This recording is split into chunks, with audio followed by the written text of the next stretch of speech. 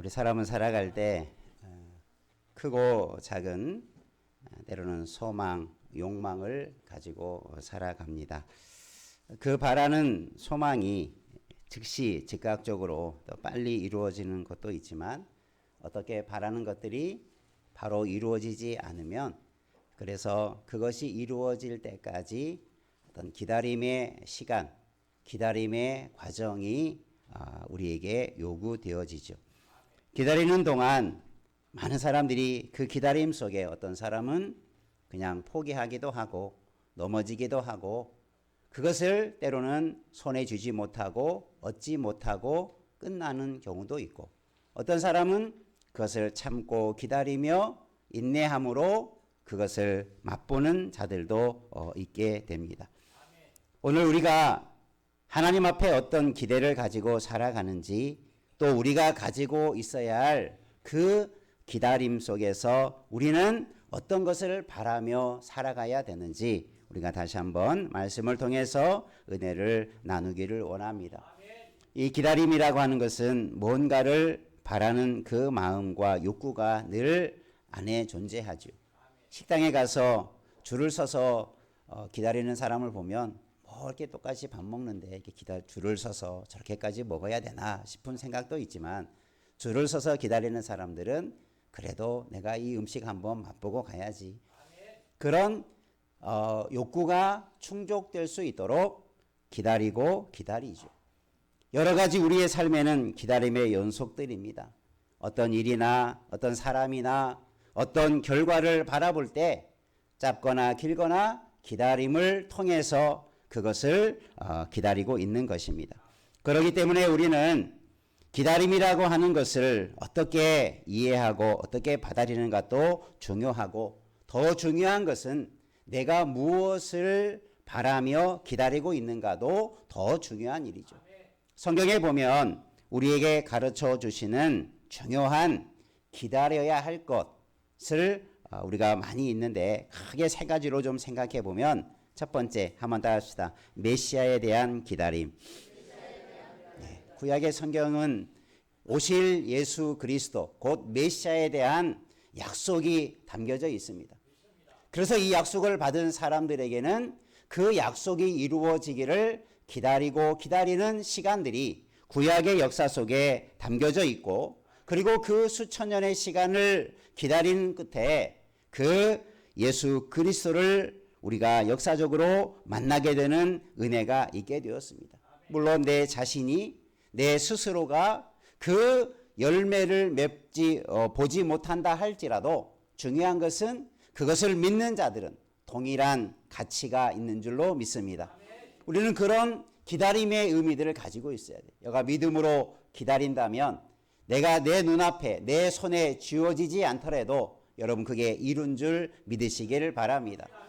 그것이 바로 예수 그리스도 메시아에 관한 기다림이었고 구약의 많은 역사들은 이 예수 그리스도 메시아 구원자가 왜 이 땅에 와야 되는가에 대해서 절절하게 가르쳐주고 있었습니다. 두 번째 성경의 기다림은 짧은 기간이었지만 성령에 대한 기다림에 대해서 말씀하고 있어요. 예수님께서 부활 승천하시고 물론 예수님이 이전에도 하나님의 영, 하나님의 신 이런 하나님의 영에 관한 이야기들이 많이 담겨져 있지만 특별히 예수님께서 부활하신 직후에 승천하시기 직전에 예수님께서 이제 그들에게 제자들에게 약속하신 것을 줄 터인데 너희들이 기다리라고 말씀하신 내용이 바로 성령에 관한 약속이었습니다. 그리고 오늘 사도행전 2장의 말씀은 바로 이 성령을 불과 50일 만에 부어주시는 놀라운 성령의 강림의 역사가 이루어지고 그래서 이 사건을 계기로 교회가 제자들이 강한 능력을 가지고 서가는 중요한 약속이 있었습니다. 그리고 마지막 우리 모두에게 주어지는 마지막의 약속은 따라합시다. 재림에 대한 약속. 그러니까 우리 모두는 재림에 대한 약속을 갖고 기다리고 살아가는 삶이 지금의 우리의 삶인 줄로 믿습니다. 예수 그리스도에 대한 기다림, 성령에 대한 기다림, 예수 그리스도의 다시 오심에 대한 기다림, 오늘 우리는 이 기다림을 결코 헛되이 여기지 말고 믿음으로 기다리며 그 은혜를 맛보는 다 되기를 주님의 이름으로 축원합니다. 오늘은 이 두 번째 기다림이었던 성령에 대한 기다림 속에 임하였던 이 오순절 성령 사건을 중심으로 함께 은혜를 나누기를 원합니다. 예수님께서 승천하시기 전에 예루살렘을 떠나지 말고 내게 들은 바 아버지께서 약속하신 것을 기다리라. 그 약속하신 기다림이 바로 성령에 관한 기다림이었고 말씀이었죠. 그리고 너희는 몇 날이 못되어 성령으로 세례를 받으리라. 이렇게 사도행전에서 1장 4절에서 5절에서 말씀해 주었어요. 몇 날이 못되어 너희가 성령을 약속하신 것을 받게 될 것이다. 그 날수가 어떤 날이었습니까? 바로 50일. 그래서 우리가 그 성령 강림의 사건의 날을 오순절 성령 사건이다 이렇게 말해요. 그러니까 예수님께서 부활하시고 그 50일의 기점이 부활하신 후 성령이 강림하실 때까지 50일 만에 이 약속이 이루어졌다. 우리가 보면 예수님의 초림에 대한 약속도 수천 년의 시간이 걸렸고 또 재림에 대한 약속도 지금 2000년의 시간을 지나가고 있습니다. 그런데 유독 성령에 대한 약속은 50일 만에 이루어진 줄 믿으시길 바랍니다. 물론 여기도 다 하나님의 뜻이 있고 계획이 있게 되어지죠. 왜 그러면 하나님께서 예수님께서 부활 승천하신 후에 이렇게 성령을 부어주시는 약속을 다른 약속에 비해서 그 짧은 기간 동안에 이루어지게 했을까? 여러분 오늘 그 의미들을 우리가 기억하고 그만큼 하나님은 우리가 성령을 빨리 받아서 성령의 능력을 빨리 받아서 주의 사명을 감당하는 자 되기를 원하시는 줄로 믿습니다. 실제적으로 오순절 성령 사건을 신학적으로 어떻게 해석하냐면 이 날은 바로 교회의 시작을 알리는 날이었다. 교회라는 말이 다양하게 쓰여지지만 예수 그리스도를 믿는 자들이 모여서 예배하며 함께 주의 일들을 감당하는 교회가 세워져 가는, 그래서 오순절 사건 이후로 예루살렘 교회가 세워지게 되고 또 그곳을 통해서 많은 무리들이 모여지게 되고 또 사도 바울을 통해서 이방인의 선교 사역이 시작되어지는 교회의 출발을 알리는 사역이 오순절 사역이 되었죠. 그런데 그 사역을 통해서 제자들이 교회가 능력을 얻어서 이런 일들을 잘 감당하는 그런 일이 되었다. 그래서 하나님께서 성령을 부어주시는 사건은 교회의 능력, 사도들의 사역과 아주 밀접한 관계가 있고 지금 우리에게도 성령이 필요 없는 게 아니라 우리에게도 이런 성령을 받아서 능력 있는 주님의 나라의 일꾼으로 사역을 감당하는 우리가 되고 교회가 되기를 주님의 이름으로 축원합니다. 옆에 분하고 한번 다집시다. 성령 충만히 받으셔서 능력 있는 일꾼이 되십시다. 예, 우리에게는 성령이 필요해요. 내 힘과 내 능력으로 전혀 할 수 없는 수많은 하나님 나라의 일을 우리는 성령 받아서 그 능력을 받아서 능히 감당하게 될 줄로 믿습니다. 그래서 오늘 이 오순절 성령 사건 속에 있었던 그 성령의 임함 속에 있는 몇 가지의 특징들을 우리가 다시 한번 생각해 보면서 오늘 우리에게도 이런 성령의 은혜가 임하기를 갈급하며 이런 은혜를 함께 누리기를 주님의 이름으로 축원합니다. 첫 번째 한번 따라 하십시다. 기도하며 기다리던 120명에게 임한 성령. 예. 예수님께서 예루살렘에서 주님이 약속하신 것을 기다리라. 예루살렘을 떠나지 말고 내게 들은 바 약속하신 것을 기다리라. 예수님께서 지역을 지명해 주셨어요. 예루살렘을 떠나지 말아라. 실제적으로 예수님이 부활하시고 승천하신 후에 물론 예수님께서 부활하셨으니 또 승천하셨으니 그를 따르고 믿는 자들이는 이제 부활의 신앙을 갖기도 하고 또 여러 가지 믿음의 확신들을 가지고 설 수 있는 자들이 있었겠지만 여전히 믿음이 약한 자들은 또 주님의 부활을 믿지 못한 자들은 근심 속에 두려움 속에 살고 있었죠. 그리고 초대교회에 유대인들은 여전히 예수 믿는 자들에 대해서 호의적이지 않습니다. 어떻게든지 예수 믿는 것을 방해하고 예수님을 따르는 것을 방해하고 예수님의 부활마저도 돈으로 매수해서 거짓을 말하게 하고 거짓을 전하게 해서 예수님의 부활조차도 숨기려 하고 막으려 했던 것이 유대인들의 모습들이었어요. 그들이 중심은 예루살렘이죠. 예루살렘을 떠나 있으면 조금은 편하게 믿음 생활할 수도 있고 내가 믿음을 지키는데 좀 덜 어려움이 있을 수 있겠지만 예수님께서는 예루살렘을 떠나지 말고 기다리라. 그러면 왜 예수님께서 예루살렘을 떠나지 말고 기다리고 있을까라고 하는데도 우리가 한번 생각이 필요하죠. 그럴 때 이 제자들은 몰래 밤마다 아마 그렇게 모여서 기도하고 있었어요. 실제적으로 그들이 마가의 다락방에 모여서 기도하고 또 전심으로 주님을 찾고 기다리고 있는 자들이 있었습니다. 그들의 무리가 몇 명이라고 했습니까? 120여 명이 되었어요. 여러분 120명이라고 하는 숫자를 들을 때 여러분 많게 느껴집니까? 적게 느껴집니까? 예루살렘의 제자들, 예루살렘에 거하는 제자들, 사도들, 그리고 그를 따랐던 많은 여인들, 주님의 은혜를 받았던 많은 사람들, 또 소문을 듣고 소식을 듣고 주님을 따랐던 수많은 사람들이 분명히 존재했습니다. 예루살렘의 인구를 놓고 보더라도 많지는 않았지만 120명이라고 하면 결코 많은 숫자는 아니었어요.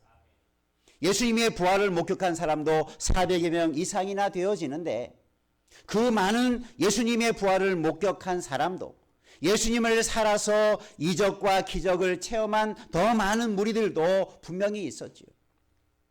지금 같으면 야 예수님을 한번 보여주면 내가 믿겠다 이런 사람들이 얼마나 많습니까? 야 하나님을 한번 보여줘봐라 그럼 내가 교회 다니겠다 이렇게 막말하는 사람들이 얼마나 많습니까? 그런데 예수님 당시에 예수님을 본 사람이 수백 수천이 넘었을 것입니다. 그럼에도 주님의 약속을 마지막까지 기다리고 인내하며 그 말씀을 의지하고 끝까지 예루살렘을 떠나지 아니하고 마가의 다락방에서 모여서 기도했던 사람은 불과 몇 명이라고요? 120명에 불과했다. 물론 하나님의 나라의 일은 숫자에 의해서 결정되거나 많은 수에서 그 일이 이루어지는 것은 아니지만 우리가 볼 때 참 안타까운 마음이 들죠. 참 예수님을 더 많은 사람들이 약속을 듣고 약속을 믿고 또 그 모임에 함께 참여해서 간절히 기도하는 무리가 수백 수천 수만이 되었으면 얼마나 좋을까라고 하는 참 인간적인 생각을 해보지만 이 120명의 무리들이 모여서 기도하고 있었을 때에 오늘 그 사건이 오순절 날이 이르게 되었고 그곳에 같이 모여서 기도하고 있었을 때에 어떤 일이 일어났습니까? 하늘로부터 호련히 성령이 임하게 되는 역사가 일어났습니다. 여기서 보여주는 것이 뭡니까? 따라서 호련히 하늘로부터. 그러니까 때와 시는 알지 못하죠. 몇 날 며칠 몇 시에 내가 보내주겠다. 그럼 얼마나 좋습니까? 딴짓 하다가도 그 시간 딱 참석하면 은혜 받을 수 있으니까. 그런데 하나님이 주시는 은혜의 때는 아무도 모릅니다. 그러면 이 은혜를 받는 자가 누구입니까? 기다리는 자예요. 그 약속을 믿고 기다리는 자에게 하나님은 분명히 약속하신 은혜를 주실 줄로 믿습니다. 하나님께서 성령을 주시겠다라고 하는 약속도 사도행전에서 이 성령을 받은 사도 베드로가 오순절 그 사건을 경험한 직후에 긴 설교를 하게 되는데 그곳에서 이렇게 말합니다. 따라해볼까요? 회개하고 살해를 받고 죄사함을 받으라. 그리하면 성령을 선물로 받으리라. 여러분 믿습니까? 성령을 뭘로 표현하고 있어요? 선물로 그렇게 말하고 있어요. 여러분 성령은 하나님이 거저주시는 큰 선물인 줄로 믿습니다. 은혜의 선물인 줄로 믿습니다. 좋은 선물을 주겠다고 약속하고 가셨는데 여러분 얼마나 그것을 믿는 자에게는 설레임과 기대가 가득하겠습니까? 여러분 우리에게 기다리는 성령 또 우리가 받아야 할 성령은 가장 값비싼 선물인 줄로 믿습니다. 그것을 아는 자는 그래서 그것을 기대하고 기다리며 고대하고 그때를 기다리는 거죠. 불과 50일 만에 예수님께서 약속하신 그 성령을 선물로 부어주신 사건이 오순절 사건이었죠. 물론 저와 여러분도 성령을 경험하지요. 우리가 예수를 믿으면 성령의 은혜가 아니면 예수를 믿을 수 없기에 여러분 성령을 통해서 여러분 구원받고 믿음을 얻게 된 줄로 믿습니다. 그러나 우리는 거기에 그쳐서는 안 되고 물론 성령 의뢰를 받는 것, 성령의 세례를 받는 것과 성령의 충만함을 받는 것이 조금 차이는 있지만 중요한 것은 성령을 받는 거예요. 여러분 성령은 끊임없이 우리에게 공급하시는 하나님의 은혜의 선물이 되어야 될 줄로 믿습니다. 우리는 연약하기에 성령 받았음에도 불구하고 때로는 성령을 소멸시키고 성령의 은혜를 잊어버리고 성령의 능력을 상실해버리며 살아가는 일들이 우리 가운데 발생하기 때문이죠. 여러분 우리가 성령의 충만함을 받고 계속해서 성령의 은혜를 공급받는 하나님의 사람 되기를 주님의 이름으로 축원합니다. 120명에게 임한 하나님께서 호련히 하늘로부터 성령이 임하였다라는 것은 사람으로부터 온 것이 아니다. 하늘로부터라는 것은 이 성령은 하나님께서 주신 것이다라고 하는 것을 잘 표현해 주는 말씀입니다. 여러분 하나님이 주신 선물, 하나님이 주신 은사, 성령을 받으시기를 주님의 이름으로 축복합니다. 그래서 우리는 하나님으로부터 공급받는 것이 가장 귀하고 값진 거예요. 하나님은 성령만 선물로 주신 것이 아니라 믿음과 구원도 선물로 주신 줄로 믿습니다. 어찌 보면 하나님이 주시는 모든 것은 다 선물과 같은 것이고 이 선물이 아무렇게나 주는 게 아니라 하나님께서는 이 선물을 주실 선물을 받을 만한 자에 대해서 약속해 주시고 말씀해 주시고 있어요. 그것이 성경의 기록들입니다. 여러분 무엇이든지 하나님께서 약속하신 것을 받는 그 선물을 받을 준비를 하고 기다리는 자 되기를 주의 이름으로 축원합니다. 120명의 문도들은 적어도 약속의 말씀을 붙들고 예루살렘을 떠나지 아니하고 마가의 조그만 다락방에서 어찌 보면 주변 사람들에게 모르게 몰래 은밀하게 그들이 알지 못하도록 참 좁은 공간에서 기도하고 주의 기다림 주님의 약속을 기다리는 그 자리에 서서 있었을 때에 하나님의 성령이 임하게 된 줄로 믿습니다. 여러분도 우리 초대교회 성령에 충만한 자들처럼 우리도 기도에 힘쓰는 자 되기를 바랍니다. 하나님의 약속을 의지하여 기도하는 자 되기를 바랍니다.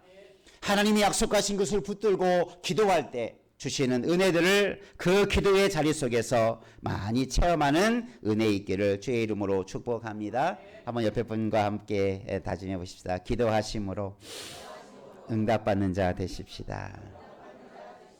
그래서 기다림의 시간이 길어지면 길어질수록 우리는 뭐가 길어지는 거예요? 기도의 시간이 길어지는 거예요.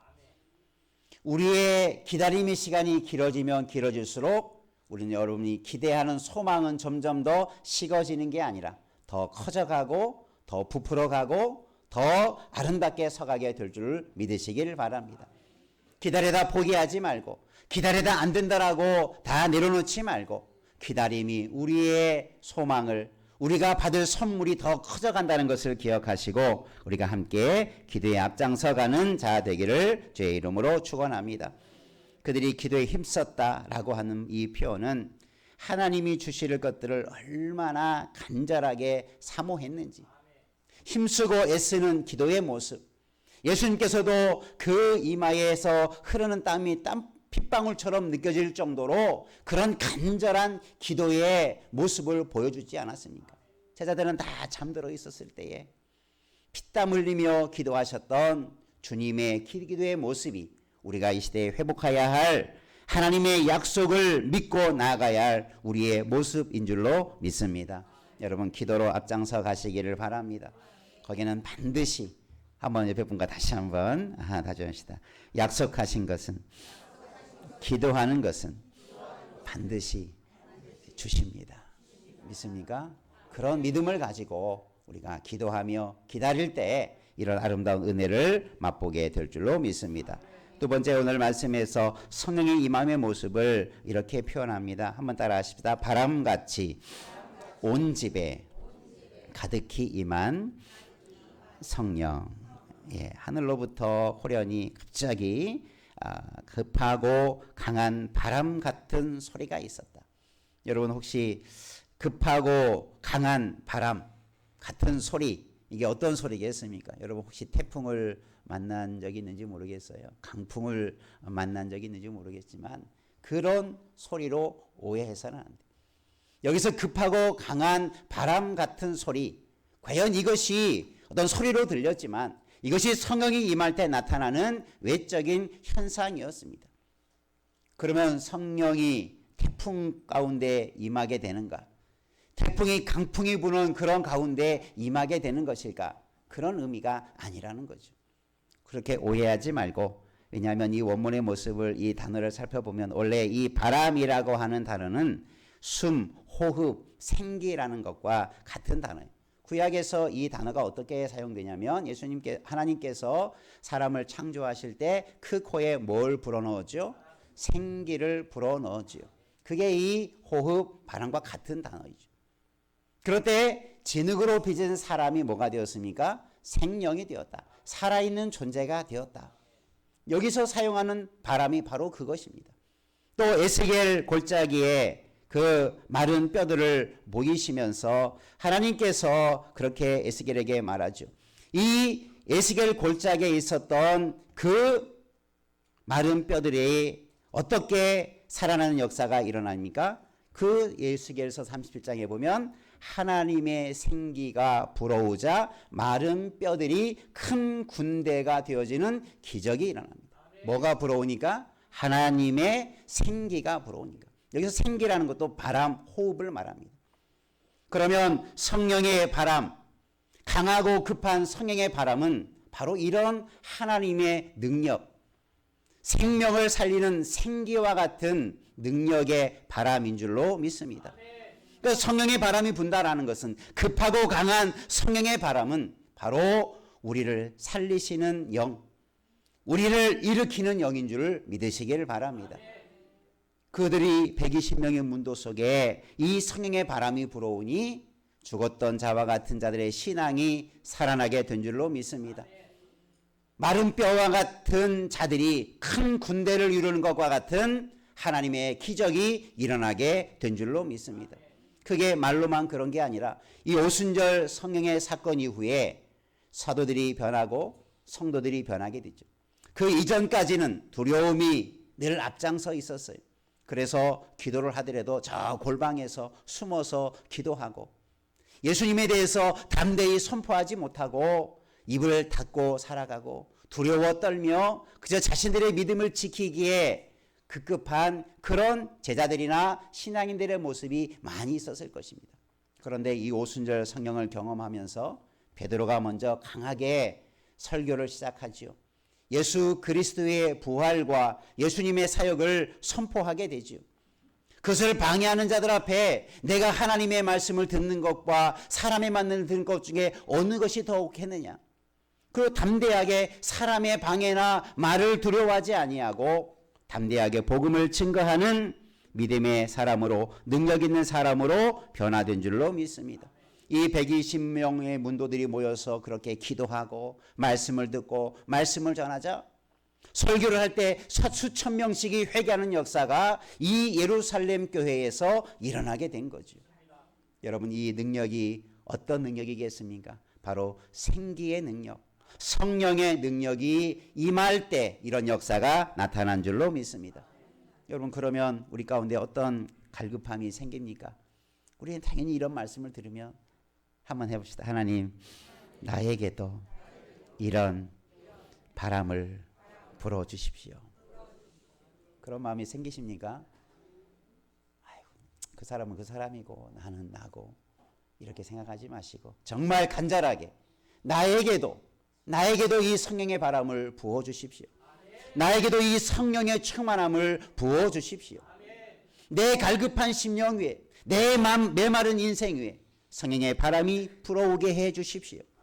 여러분 그런 소망함을 가지고 주의 영을 사모하며 기다리는 자 되기를 주의 이름으로 축원합니다. 그것이 바로 오순절 성령의 사역 가운데 임했던 급하고 강한 바람 같은 성령의 역사인 줄로 믿습니다. 그래서 이들이 능력 있는 자로 변화되고 그런 힘을 공급받아서 주님의 교회를 세워가는 일이에요. 그래서 주님께서 급하게 또 빠르게 이런 예수님의 약속하신 것을 이루었던 이유는 교회를 빨리 세워가고자 하는, 교회를 통해서 이 예수 그리스도의 복음이 빨리 그 지역에 땅끝까지 증거되는 일들을 시작하시고자 하는 하나님의 긴급한 마음이 담겨져 있는 줄로 믿습니다. 하나님이 얼마나 생명을 살리기를 원하셨으면, 하나님께서 얼마나 죽어져가는 생명을 한 명이라도 더 살리기를 원하셨으면 그렇게 빨리 응답을 하셨겠는가. 여러분 우리도 이 성령을 받아서 주님의 사명을 감당하는 편에 서기를 주님의 이름으로 축원합니다. 아무런 소망도 없고 능력도 없고 좌절한 제자들에게 성령이 불어옴으로 말미암아 그들이 소성케 되고 강한 하나님의 군대와 같은 그런 능력의 일꾼으로 서가게 되고 그런 교회로 서가게 된 줄로 믿습니다. 오늘도 저와 여러분이 기도할 때 우리 자신을 위해서 성령에 충만한 사람이 되도록, 교회를 위해서 기도할 때도 성령의 교회가 되어져 가도록, 우리의 모든 사역들 속에 성령의 역사가 임하도록 그렇게 기도하며 주님의 일들을 감당하기를 주의 이름으로 축원합니다. 세 번째 한번 따라합시다. 불의 혀같이 각 사람 위에 임한 성령. 오늘 말씀에서 성령이 급하고 강한 바람같이 임하기도 했지만 또 불과 같이 마치 불의 혀같이 갈라지는 것들이 보였다. 불의 혀가 어떤 불꽃이 이렇게 불꽃이 반듯하게 나가는 게 아니라 이렇게 혀처럼 가지처럼 불꽃이 막 이렇게 흩어지고 막 나오는 현상이 있죠. 큰 불이 일어나면 여러분도 이번에 우리 큰 산불이 일어날 때 보면 큰 불이 얼마나 무섭게 타오릅니까? 모든 것을 다 잿더미로 만들 만한 강한 산불 앞에 인간의 존재는 속수무책이었지요. 여러분 이런 강한 불을 생각해 볼 수 있었을 것입니다. 그런데 오늘 말씀에 보면 이 불이라고 하는 것이 혀처럼 갈라지는 것들이 어떻게 신비하게 하나로, 불이 강한 불은 보통 큰 불길이 일어나게 되는데 이 성령의 불길이 임하게 되어지는데 어떻게 특이한 현상으로 나타납니다. 그것이 어떻게 나타나냐면 따라합시다. 각 사람 위에 하나씩 임하더니. 각 사람의 머리 위에 한번 생각해 보십시오. 성령의 불꽃이 성령의 혀처럼 한 사람 한 사람 위에 성령의 불이 임하였다. 이것을 말해주고 있어요. 큰 불길이 120문도가 있는 그 다락방에 임한 게 아니라 이 성령의 불꽃이 혀처럼 각 사람 위에 임하여 있었다. 그러니까 모든 사람 한 사람 한 사람 위에 성령이 임하였다라는 것을 보여주는 거지요. 여러분 성경에서 불이라고 하는 것은 상징적으로 많이 사용되어집니다. 근데 특별히 여러분 모세가 부름을 받을 때 떨기나무 가운데 불타는 모습을 봤죠. 그런데 이상하게 타지 아니하고 불꽃만 존재하는 그런 현상 앞에서 모세가 하나님의 음성을 듣게 되고 부름을 받게 되죠. 엘리야가 갈멜산에서 무엇으로 응답을 받습니까? 불로 응답을 받습니다. 여기서 불이라는 것은 모든 것을 태워버리는 그 불의 성질을 이용한 하나님의 강력한 능력을 말씀해 주고 있어요. 여러분 오늘도 우리 가운데 강한 하나님의 성령의 능력, 우리 안에 거짓되고 잘못된 것을 소멸시켜버리는 하나님의 강력한 성령을 받으시기를 주님의 이름으로 축원합니다. 때로는 이것이 불의 심판이 때로는 하나님의 심판을 의미할 때가 있어요. 불로 태운다. 그 모든 것이 다 사라져버리도록 소멸시켜버리는 하나님의 심판의 모습을 불의 심판으로 묘사하기도 합니다. 여러분 하나님이 이처럼 성령이, 그러면 여기서 성령인 우리에게 오는 불의 역할은 어떤 모습입니까? 우리를 태워버리는 게 아니라 우리 안에, 따라서 우리 안에 죄와 악을 태우는 것입니다. 성령을 통해서 하나님은 우리 각자에 있는 죄와 악과 더러움과 추한 것을 다 태워버리는 능력이 있구나. 하나님께서 120명의 각 사람에게 각 사람이 지은 각기 다른 죄와 악을 일일이 하나님께서 임재하여 주셔서 사하여 주신 줄로 믿습니다. 그들은 기도하는 사람이었어요. 어쩌면 그들에게도 기도하며 기다리며 회개하는 그런 기도의 운동이 일어났겠죠. 진실로 기도하는 자들에게는 항상 자기를 돌아보고 회개할 수 있는 은혜가 임하는 줄로 믿습니다. 여러분, 우리가 기도할 때 회개하는 은혜를 누리시기를 제 이름으로 축원합니다. 회개는 어떻게 가능하냐면 죄를 깨달을 때 회개가 가능해요. 우리가 종종 사회에서 어떤 재판할 때 분노하는 경우가 뭡니까? 큰 살인죄를 지고도 큰 죄를 짓고도 뻔뻔하게 나는 안 그랬습니다. 모릅니다. 그럴 때 얼마나 분노를 느낍니까? 자기 죄를 느끼지 못하고 깨닫지 못할 때 얼마나 사람들도 분노합니까?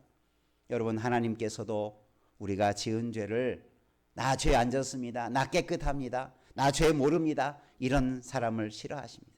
여러분, 하나님은 통회하고 자복하는 자를 사랑하시고 그 자복하는 것을 더 용서해 주실 줄 믿으시기를 바랍니다. 그래서 기도의 사람은 늘 기도하면 기도할수록 더 자신의 죄를 깨닫는 거예요.